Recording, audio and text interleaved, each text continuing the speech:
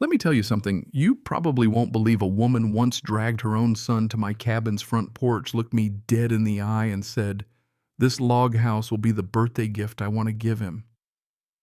She had the gall to point her finger right at my face and warn, "You should retreat peacefully if you don't want to be sued." And all I could do was laugh, one of those cold laughs that just slip out when you realize you're looking at a living, breathing disaster waiting to happen. You ever seen someone call 911 on you for standing on your own porch, coffee in hand, minding your business? Yeah, that happened. Karen dialed up the drama, crying and screaming. "An intruder is threatening me and my son."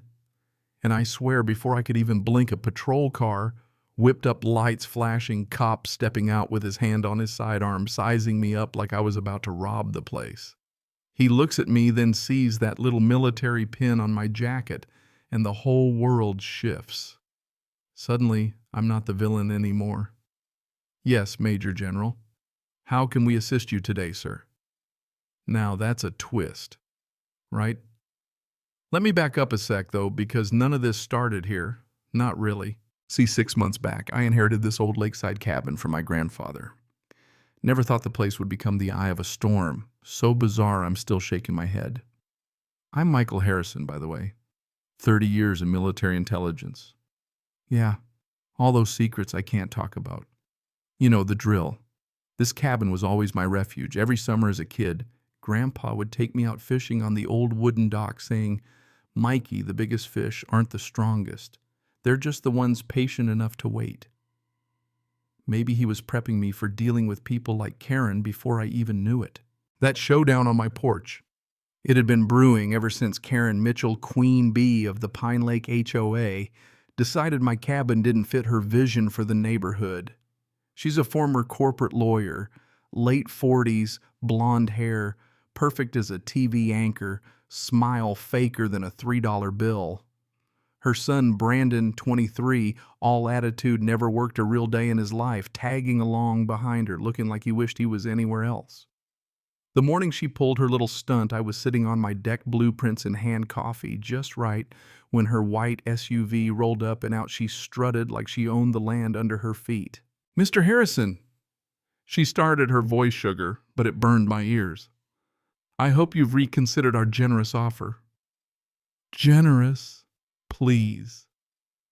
What she meant was, "Are you ready to be bullied out of your family's home?" I told her straight. There were demands. Karen, not offers. Her mask slipped for a second, showing the shark underneath before she snapped it back on. "That's unfortunate. Brandon's got his heart set on this place for his birthday." Brandon nodded, but he looked scared, like even he couldn't keep up with the script his mom handed him. And then she started talking about soundproof basements and private music studios, and for a second I felt my skin crawl. Just didn't know why. I told her, "This place isn't for sale and never will be.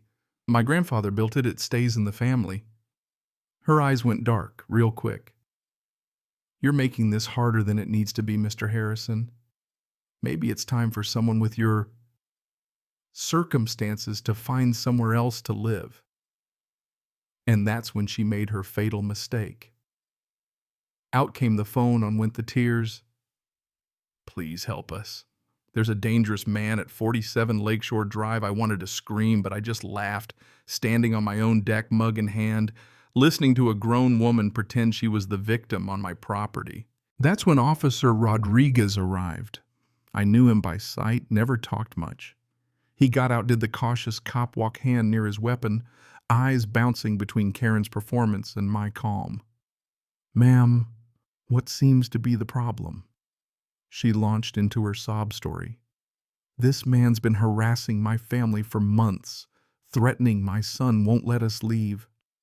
And poor Brandon, nodding along, probably wishing he could disappear. Rodriguez turns to me. "Sir, I need you to step down. Keep your hands where I can see them." I obliged, military posture and all, and he spotted that little insignia on my chest, a pin only another soldier would know. Suddenly everything changed. "Major General Harrison," he asked like he'd seen a ghost. "Sir, I served under your command, 3rd Battalion, 82nd Airborne." Next thing I knew, he was saluting me. Karen's face went from smug to ghost white, and I knew I finally had the upper hand. Now, Karen, for all her research, never found out about my service, and she looked ready to melt into the ground. "That's impossible," she whispered. "I checked your records. There was nothing."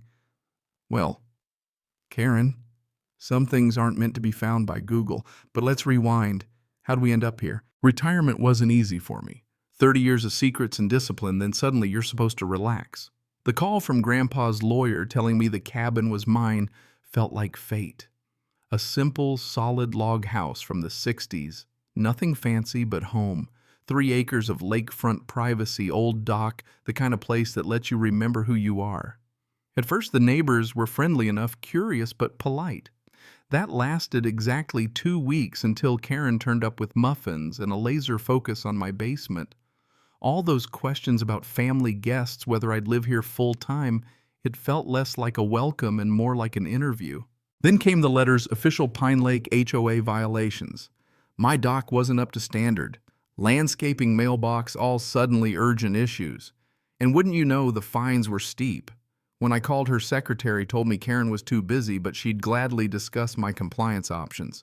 I sat in Karen's office, her behind a desk big enough for a bank president, my name on a thick folder, her eyes darting from my papers to her phone, clearly frustrated. She kept probing for details about my life, military finances, plans for the cabin, but I kept it tight. I could tell she was building a file, but for what I didn't know yet.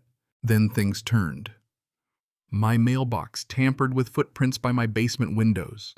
A crumpled note stuck in my screen door, 3 shaky letters, "Help me, H." That handwriting haunted me, and suddenly all Karen's curiosity about my basement didn't seem so innocent. After that, the campaign got personal. Every week, new violations, my grass, my stain color, my dock, all targeted rules that only applied to me. When I checked the bylaws, half the rules weren't even real. Karen was making them up, holding secret board meetings with just 2 friends, rubber stamping her witch hunt. One day I caught a recording Karen whispering, "If the fines don't work, we'll have to get more creative. Maybe make his living situation so uncomfortable he leaves voluntarily." And just like that, my HOA fees doubled. The landscaping crew fired up blowers at Dawn Utilities, were accidentally shut off, water tested for fake contamination, all orchestrated to push me out. You know, I've been through worse, but the note ate at me.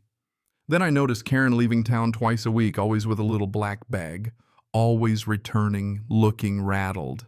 Brandon started showing up too, once drunk, slurring threats about his mother's connections and how she'd make my life hell. But what really got me was overhearing Karen snapping at Brandon, "Harry needs to be moved sooner than we planned." That name meant nothing to me until I dug deeper. My old intelligence skills kicked in. I trailed Karen's black bag trips to Mercy General Hospital, where she was visiting a man named Harry Mitchell, her husband paralyzed, terrified, getting worse every time Karen visited. A nurse confided his symptoms worsen after his wife comes, then stabilize. Tests show signs of toxicity, but no clear source. That's when it clicked. Harry wrote that note. The handwriting matched. I went all in recording Karen's hospital conversations, watching her force-feed vitamins to Harry while his eyes pleaded for help. Then I discovered her history: 3 wealthy husbands, all dead after 2 years, each leaving her richer, but never enough evidence to pin anything on her. This wasn't about property, it was about hiding Harry, finishing the job in a basement nobody would hear his screams. I confronted her. She dropped the act, confessed everything. Poisoned her husbands, planned to move Harry to my basement, needed the isolation for the final phase. Brandon. Not her son at all. Her late sister's kid, trained to play loyal lackey. I realized right then I was dealing with a serial killer who'd mastered the art of looking like the grieving widow. Karen offered me compensation if I'd disappear, or threatened to make me disappear if I didn't play along. I told her I needed 24 hours. But while she was talking, my digital recorder was capturing it all: the poison, the murders, the plan for Harry. I called Officer Rodriguez, played him the tape. He brought in the feds. We set a trap. Next night, Karen shows up, medical van, Brandon in tow, Harry strapped to a gurney, eyes wide with terror. Karen's prepping a lethal injection in my basement when the FBI swoops in. "Karen Mitchell, you're under arrest." Brandon broke down, swearing he thought they were helping Harry. Karen even cuffed, she spat venom. "You have no idea what you've cost me, Harrison." But Harry got the last word. With all his strength, he grabbed the agent's hand and spelled out, "Karen, poison help." That sealed her fate. The trial was a circus. Karen's confession, Harry's testimony, forensic evidence. It took the jury 4 hours to convict her on every count. 3 life sentences. Brandon got 8 years, but the judge said he needed help, not just punishment. Harry survived. After months of treatment, he got most of his life back.